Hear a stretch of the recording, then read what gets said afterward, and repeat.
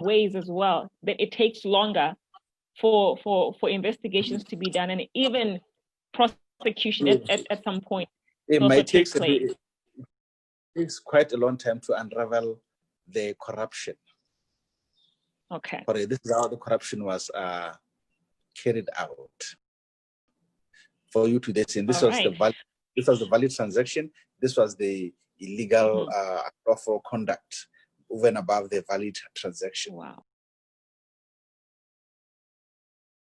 We concentrate on the big fish, I think. Modern newspaper, and we talk about the big fish. But there's also the smaller fish who actually incrementally they destroy public coffers more than we actually care to look into. Someone the other day was talking about how some procurement officers also steal more than say the highest politicians you can think of. Supply officers, they also have their own ways of being corrupt. Of ripping of the system. I think those are issues of concern. We tend to focus more on what we call the big cases, the big fish. And if you're not careful, you run the risk of then letting a lot of the other crime, which cumulatively also is incremental in terms of the loss to the public revenue. So we have to be cautious that Hare focuses on the big monies, on the big fish. We also don't let the small players buy to mix off with 20, 30,000 pula in little bits and pieces. Again, you find what the cost of supplying a simple thing as maybe printing paper is inflated on a monthly basis by 10, 15,000 pula. Supplying of toners, supplying of cleaning services, jalo. Those things happen. Yeah. Oh wow. Okay, so we only have about 5 minutes to go, and I know one of the functions of the DPP is to, I believe, is to provide advice to the police and other investigative agencies in the country.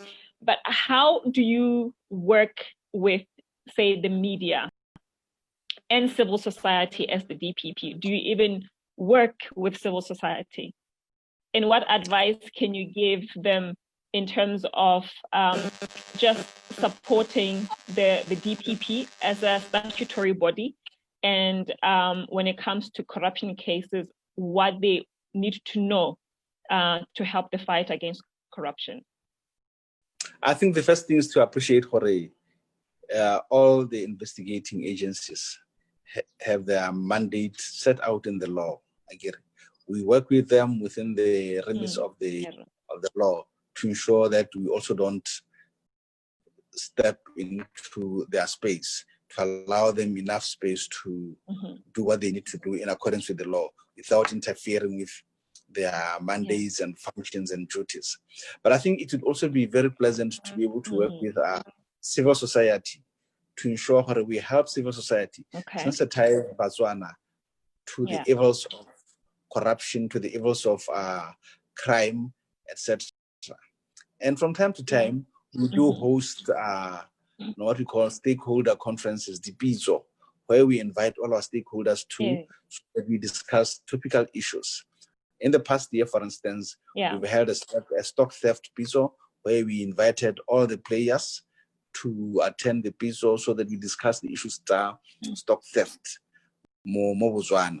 And we came up with various recommendations as to how to deal with the concerns of the farmers, the concerns of the courts, the concerns of the general public about the state of stock theft, jalo. Similarly, we had hosted a bail pizzo for the issues of bail, which is a very serious issue of concern for most Botswana.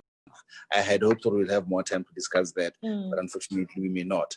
But we engaged with everybody. No, actually, maybe you can touch into the issue of bail. Maybe just a summary of what the pizzo was and what the objectives were and what Botswana need to know. I think first of all, that we start from the premise here, when you look at bail, bail obviously entails a situation where you have a suspect to the commission of a crime. And the question is, what do you do with him pending the beginning of the trial? I agree, we've agreed that trials often take a long time to proceed because of systemic problems. Yes. Investigations, because of problems with investigations, because there are so many cases that courts have to deal with. In the meantime, a suspect commits an offense or is alleged to have committed an offense, pending his appearance for court. The basic premise is that one, as a suspect, you are presumed innocent until proven guilty by a competent court. So we must be very cautious for it.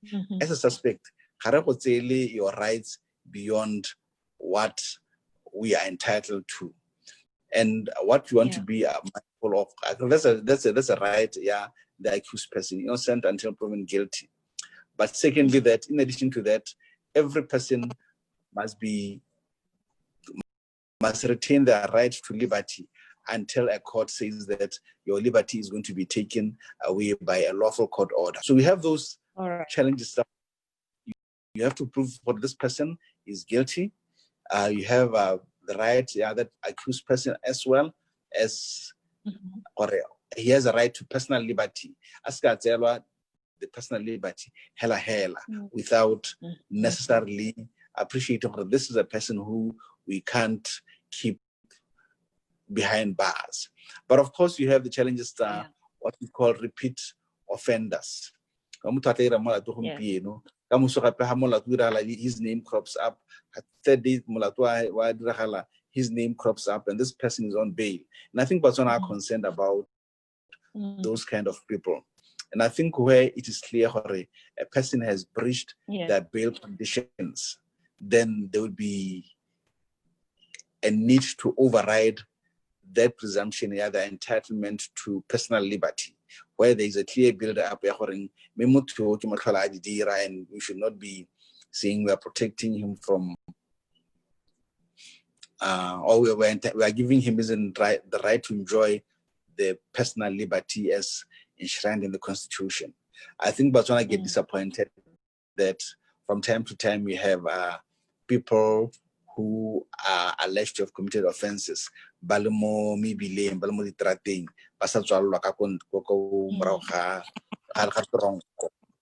I think it's a valid concern.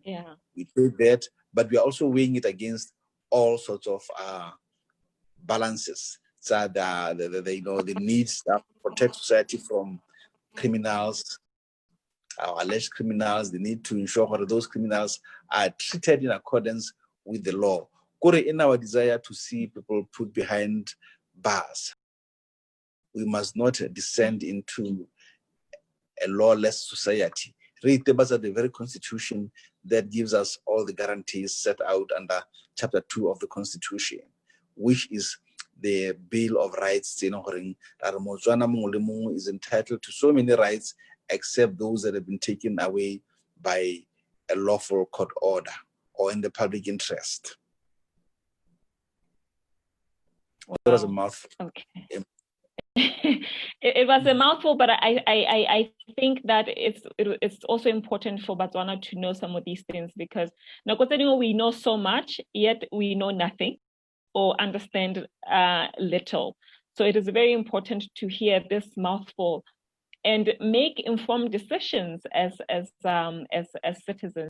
I mean, the conversation circle is created to take governance to the people and governance institutions to the people. So knowing more about, prosecutions and just our criminal justice system and our judicial, system in general is very important. And I hope this is not the last time we will be seeing you to talk about, issues of governance and how your directorate fits into the whole, governmental agenda and how you bring public good to the citizens. So thank you very much for making the time and joining us through Zoom today. For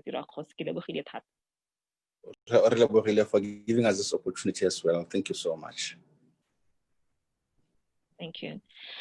All right, so that is it for today on Conversation Circle, where we circle governance issues with the people. We thought we could just bring the DPP. What does the DPP do and who is the DPP? And when cases seem to be taking forever, why? Now we've heard issues of investigation, principles of innocent until proven guilty, and that applies to corruption cases or economic crimes.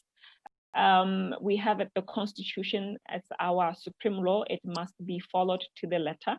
And if we have an issue with it, we must make noise as citizens and call for the different reforms that we believe will bring public good, not selfish, not for selfish interest, but public good and common good. So, ladies and gentlemen, thank you for joining us on the Conversation Circle, where we circle governance issues with the people. Remember to wear your mask, sanitize, wash your hands, and have and enjoy the last few days of lockdown.